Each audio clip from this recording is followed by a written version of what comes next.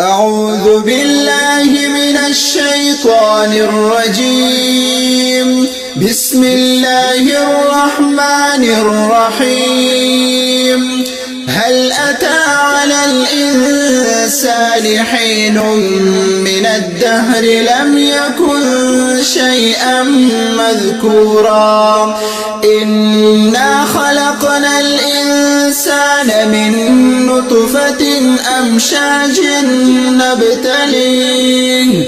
أمشاج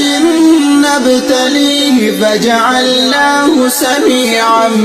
بصيرا إنا هديناه السبيل إما شاكرا وإما كفورا إنا أعتدنا للكافرين سلاسل وأغلالا وسعيرا إن الأبرار يشربون من كأس كان مزاجها كافورا عينا يشرب بها عباد الله يفجرونها تفجيرا يوفون بالنظر ويخافون يوما كان شره مستطيرا ويطعمون الطعام على حبه مسكينا ويتيما وأسيرا إنما نطعمكم لوجه الله لا نريد منكم جزاء ولا شكورا إنا نخاف من ربنا يوما عبوسا قمطريرا فوقاهم الله شر ذلك اليوم ولقاهم نظرة وسرورا وجزاهم بما صبروا جنة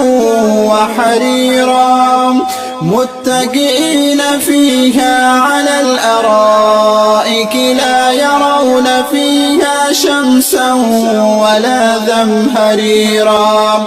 ودانية عليهم ظلالها وظللت قطوفها تظليلا ويطاف عليهم بآنية من فضة وأكواب كانت قوارير من فضة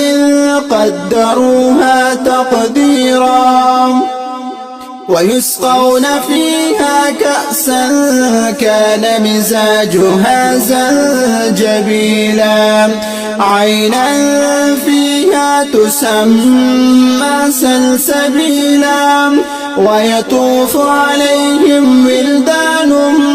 مخلدون إذا رأيتهم حسبتهم لؤلؤا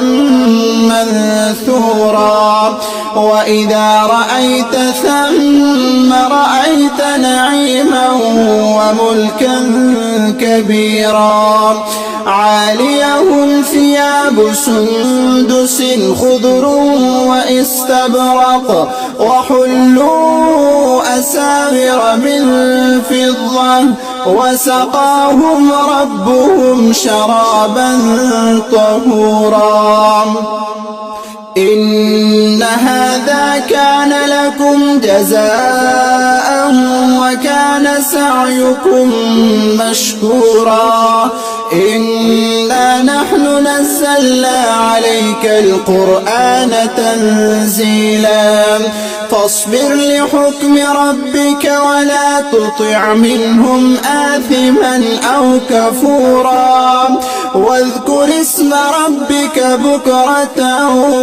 وأصيلا ومن الليل فاسجد له وسبحه ليلا طويلا إن هؤلاء يحبون العاجلة ويذرون وراءهم يوما ثقيلا